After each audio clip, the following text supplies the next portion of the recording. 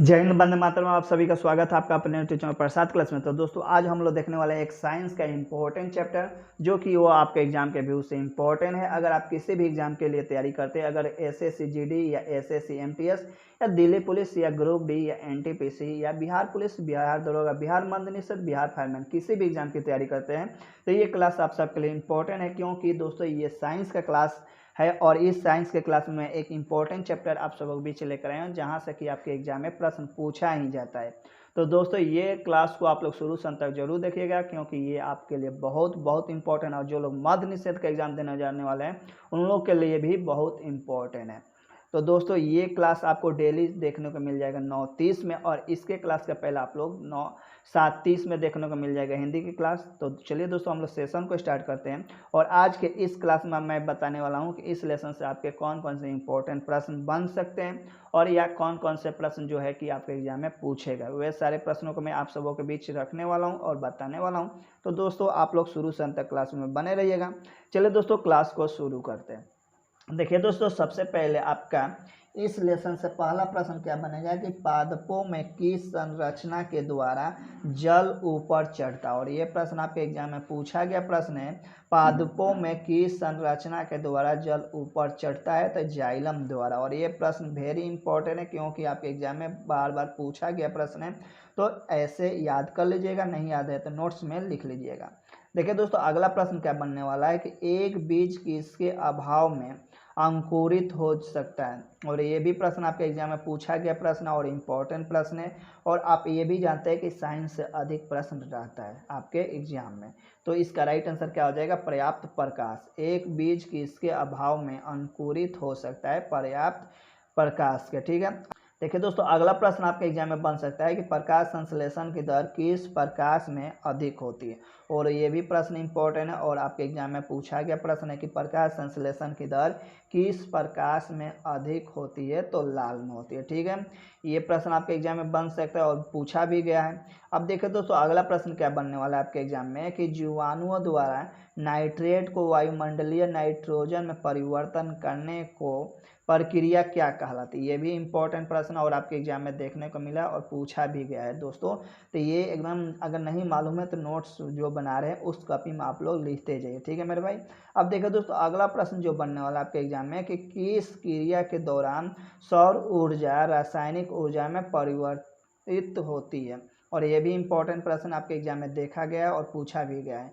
ठीक है, तो प्रकाश संश्लेषण हो जाएगा, किस क्रिया के दौरान सौर ऊर्जा रासायनिक ऊर्जा में परिवर्तित होती है, तो प्रकाश संश्लेषण होगा इसका राइट आंसर। अब देखिए दोस्तों अगला प्रश्न जो बनेगा आपके एग्जाम में इस लेसन से कि पुष्पित पौधे के बीज किसके बने होते हैं। ठीक है, और ये भी इंपॉर्टेंट प्रश्न है आपके एग्जाम में देखा गया और पूछा भी गया है। ठीक है मेरे भाई, तो ये प्रश्न को आप लोग नोट्स में एकदम उतारते जाइए। भ्रूण खाद्य संग्रह तथा आवरण, ठीक है, इसका राइट आंसर होगा। और ये भी प्रश्न इंपॉर्टेंट है, एकदम ध्यान देना है इस प्रश्न पे भी।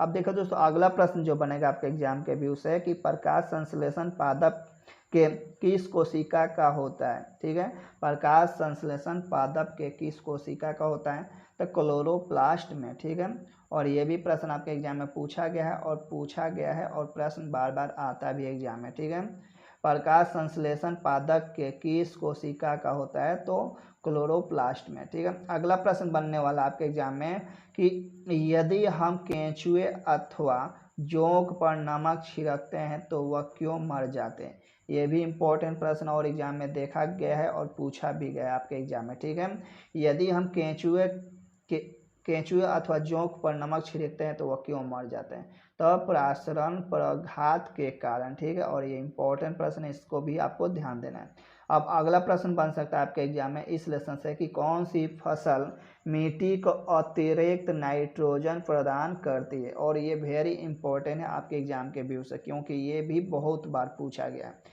ठीक है, कौन सी फसल मिट्टी को अतिरिक्त नाइट्रोजन प्रदान करती है, तो मटर। ठीक है, मटर जो रोपा जाता है ना खेत में, वह उसकी जड़ में नाइट्रोजन की मात्रा होती है।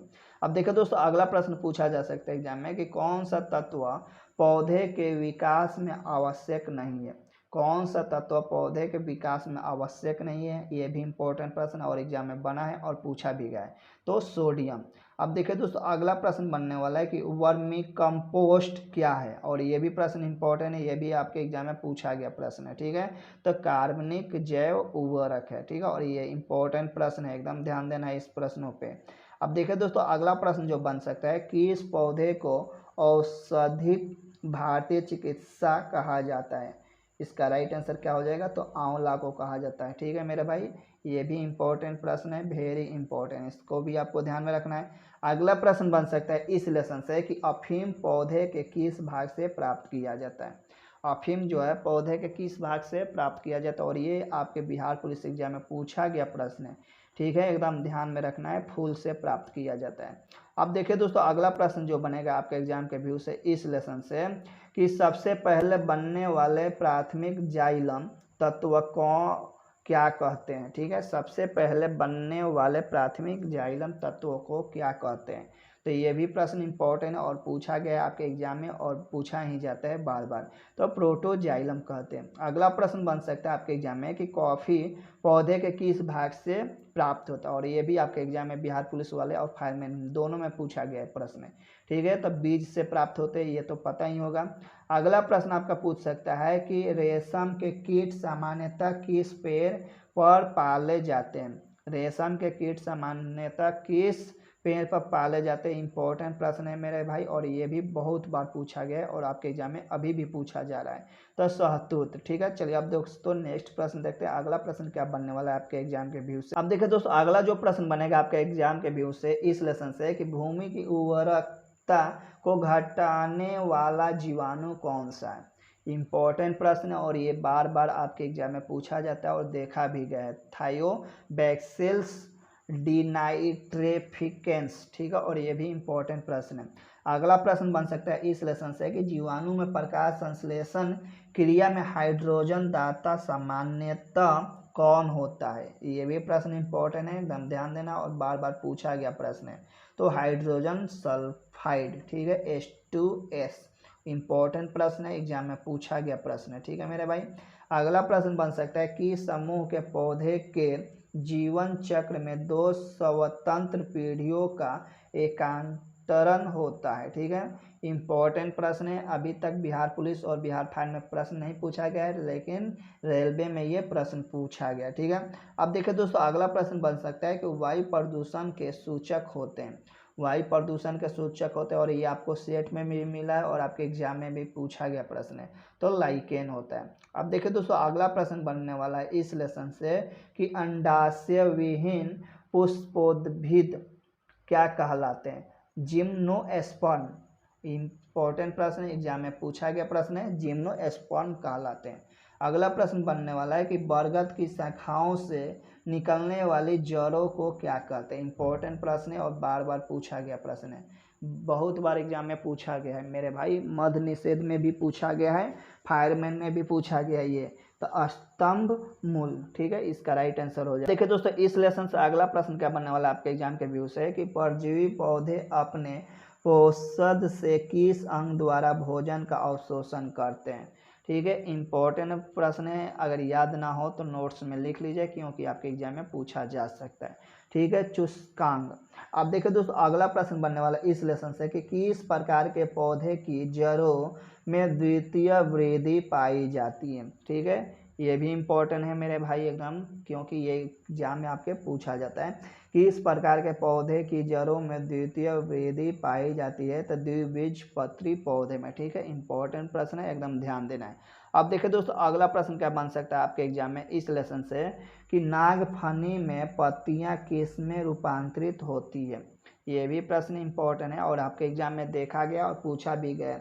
नागफनी में पत्तियां किस में रूपांतरित होती है, तो कांटों में होती है। ठीक है, और इम्पोर्टेंट है, नागफनी का आप लोग पौधा देखे होंगे, उसमें कांटा भी होता है। अगला प्रश्न देखिए, अगला प्रश्न बन सकता है आपके एग्जाम के व्यू से इस लेसन से गेहूं धान एवं जौ में कैसी जड़ें पाई जाती है। इंपॉर्टेंट प्रश्न है, एग्जाम में पूछा जाता है, जड़ों से संबंधित प्रश्न पूछे जाते हैं, तो गेहूं धान एवं जौ में कैसी जड़ें पाई जाती है, तो तंतुमय जड़ें। ठीक है, इंपॉर्टेंट प्रश्न है, इसको भी एकदम ध्यान में रखना है। देखिए दोस्तों अगला प्रश्न बनने वाला इस लेसन से कि रेशेदार जड़ तंत्र किन पौधे में पाए जाते हैं। तो इम्पोर्टेंट प्रश्न है, आपके एग्जाम में पूछा गया प्रश्न है, एकदम ध्यान देना ऐसे प्रश्नों पर। रेशेदार जड़ तंतु किन पौधे में पाए जाते हैं, तो प्रायः एक बीजपत्री पौधे में। ठीक है, अब देखिए दोस्तों अगला प्रश्न जो बनने वाला है, कौन सा मृदभिद पौधा उत्तर प्रदेश के मैदानी क्षेत्र में पाया जाता है। ये भी प्रश्न आपके पूछा गया है एग्जाम में और इम्पोर्टेंट प्रश्न है मेरे भाई, इसको भी आपको याद रखना है। तो एकेसिया इसका राइट आंसर हो जाएगा, एकेसिया। अब देखिए दोस्तों अगला प्रश्न बनने वाला है इस लेसन से आपके एग्जाम में कि पुष्प का सहायक अंग किसे कहा जाता है। पुष्प का सहायक अंग किसे कहा जाता है, तो ये इम्पोर्टेंट प्रश्न है। दल पुंज को कहा जाता है, ठीक है, या ब्राह्मदल पुंज को भी कहा जाता है। इंपॉर्टेंट प्रश्न आपके एग्जाम के व्यू से, ये प्रश्न आपके एग्जाम में बन सकते हैं।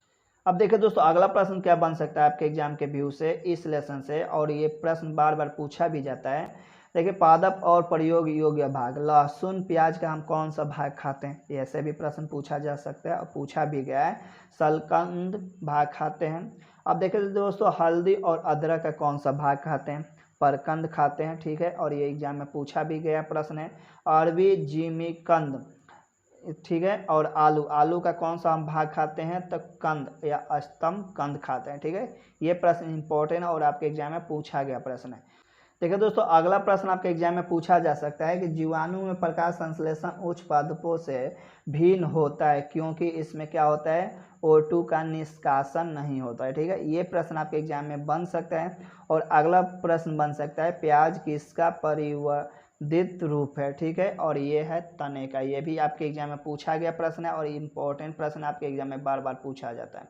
तो दोस्तों अगर ये सारे प्रश्न वही थे जो कि आपके एग्जाम में बार बार पूछे जाते थे या आपके एग्जाम में पूछे जाएंगे जो अभी एग्जाम आप देने जाने वाले हैं। तो एक बार इस क्लास को आप लोग रिवाइज जरूर कर लीजिएगा। अगर आपको वीडियो पसंद आया है तो वीडियो को लाइक कर दीजिएगा, इस चैनल पर नए तो चैनल को सब्सक्राइब कर बेल आइकन दबा और प्रेस कर दीजिएगा ताकि नए वीडियो का नोटिफिकेशन सबसे पहले आप तक पहुँचे। तो दोस्तों इसके पहले जो आपकी क्लास चलती है वो 7:30 में चलती है जिसमें आप लोग हिंदी का क्लास देखते हैं, और उस हिंदी का क्लास में दूसरा क्लास जो आपका चलता है 9:30 में जिसमें हम लोग देखते हैं साइंस का क्लास। ठीक है, और अगला जो क्लास चलता है आपका 2:30 में चलता है जिसमें जीके जीएस देखते हैं, और रात 9 बजे भी क्लास चलता है आपके जिसमें जीके जीएस हम लोग देखते हैं। तो अगर इन चारों क्लासों को आप देखना चाहते हैं तो जल्दी से चैनल को सब्सक्राइब कर बेल आइकन और प्रेस कर दें ताकि नए वीडियो का नोटिफिकेशन सबसे पहले आप तक पहुँचे। तो दोस्तों फिर हम लोग मिलते हैं नेक्स्ट क्लास में, तब तक ले दीजिए इजाज़त। जय हिंद, जय भारत।